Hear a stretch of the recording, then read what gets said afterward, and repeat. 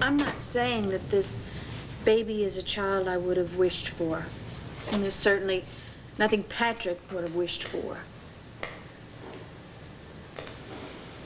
Fine.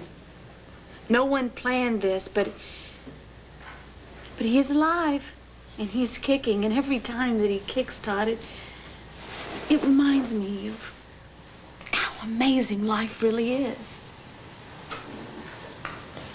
And this baby is going to be Star's half-brother, so isn't that enough reason to love and to cherish him? I don't want anything to do with Patrick Thornhart's baby. I just was hoping to plan a wonderful life for Star. And wouldn't it be wonderful to have her family around her, and including a little brother? You're right. That is how it should be.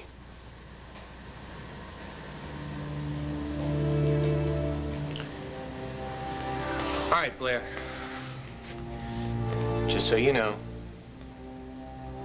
we're gonna find a donor for Star. We're gonna do that. If nobody in the family matches, I'll pick up this whole country and shake it out until the right person falls out. She will get her transplant. That's what I'm counting on.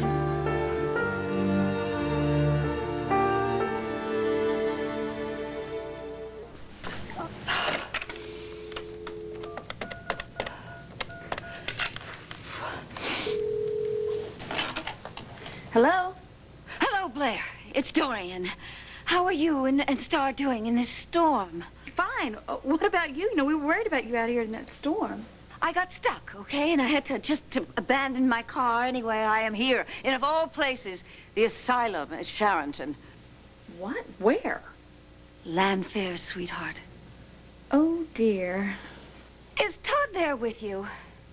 What makes you think that would ask him to stay? I mean, you don't think that would ask him to stay, do you? He sent me to meet my near doom to a meeting which he knew had been canceled. Well, are you sure he knew? Of course he knew. Are you sure that you and the baby are okay? Yes, we're fine. Don't worry about us. All right, then. I suppose I'll just have to, God help me, spend the night here. You two take care, all right? You get a good night's sleep, all right? I will.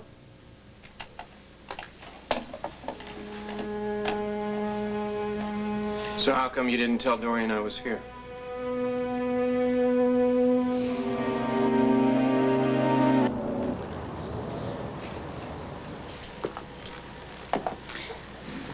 The roads should be plowed by tomorrow morning. Well, a night on Dorian's couch, it shouldn't be too bad. I really don't think that you should tell her that you slept here. I mean, we've got enough trouble going as it is, and we don't need to borrow any trouble. Yeah, I guess you're right. I'll just, take the blankets and pillows. I'll go back out to the car, because if Dorian gets... No. I'm not going to have Star's daddy sleeping out in his car. I mean, you catch pneumonia, Todd. No, is she sleeping? Yeah.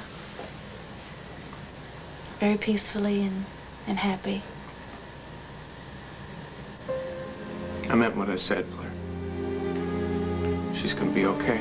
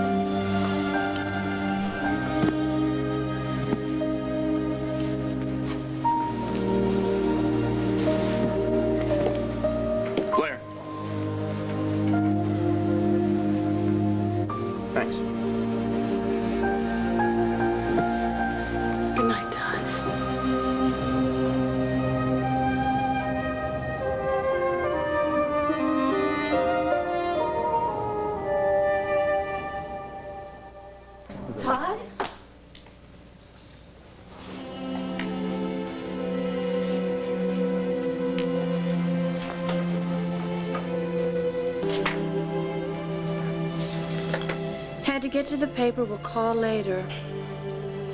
Thanks for shelter from the storm.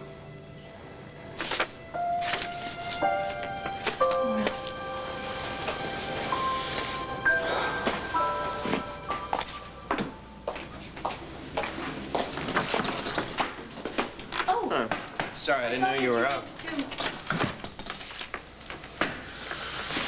My car's all covered with snow, you know, and then the plow comes by, piles up even more snow on it. I had to pay some kid $5 to get it out. Oh, well, good. I thought maybe you left without saying goodbye.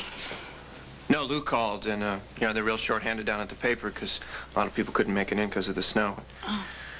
So while the kid's digging my car out, I figured I'd come check on you because I thought maybe you got up but you didn't see the note. Oh, I got the note. Huh. Yeah. Well, thanks for not tossing me out last night. I'm really glad you stayed. I don't think I would have made it through the night without you. What? I had been alone last night. If you had left, I would have really made myself crazy with worry. I don't really like to be alone these days or nights. I mean, I worry every second about Star. And every 10 seconds, I'm going in to check on her to see if she hasn't come down with some other illness. I mean, yesterday, Todd, I mean, she got the hiccups, and I swear to God, I was going to call 911. I know how you feel. And then when I'm not totally obsessing and worrying over her, I'm spend the rest of the time tearing my own life apart bit by bit just to figure out what I did wrong. What you did wrong? What do you mean? Why all this happened?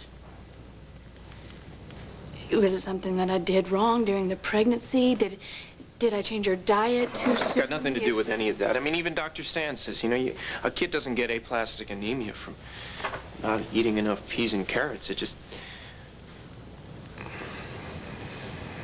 That's why I'm glad that you were here last night. And then hearing you say that you would do anything to find a donor, it just makes me feel that I'm not going through this all alone. Well, you never were, Blair. But it's going to be a long haul, and you know, you being obsessive over every little thing, I mean, that's not good for you, and it's not good for Star. No. I mean, kids pick up on everything, and if you're worried and concerned, then Star's going to be worried and concerned. That's not good for anybody. I know. And this kid's got to get everything back to normal. I mean, that's the best thing for her right now. You should leave her with a nanny sometimes. Why don't you get out of the house? Go to work. Go to work? I couldn't go to work. I don't even want to go into melodrama. I mean, how frivolous that would be when I've got to... You're right. I know I'm doing it again. It's just that my heart's not in it, Todd. Oh, wait a second. What's her name is here, right? Oh, Judith, yeah, she's here. Well, then let her worry about this. You know, if there's a problem, she'll tell you about it.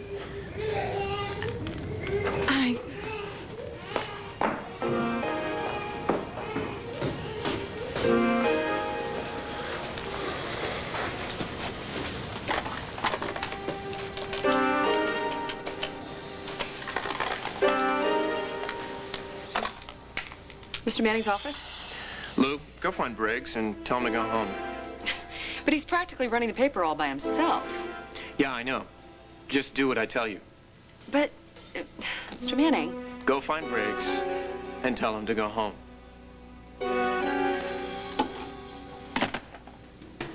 All I'm... Everything okay up there? Judith says she has everything under control. Well, good. That's what you pay her for, right? Yeah, I mean, she's giving Star a bath, and I even suggested I would fix Star breakfast, but she says, no, I've got that under control, too. Well, good. That means, you know, you can have a morning to yourself. Yeah, it's great. You know, Star can get into some kind of a routine. Yeah, that's true. That's great, too. That kid got my car shoveled out. That's $7 I ever spent. I thought you said it was $5. Well, you never heard of tipping? Well, no, I have. I just didn't know that you had. All right, let me give you a tip now. Oh, I know. Okay. I know. Don't make fun of your grand tipping.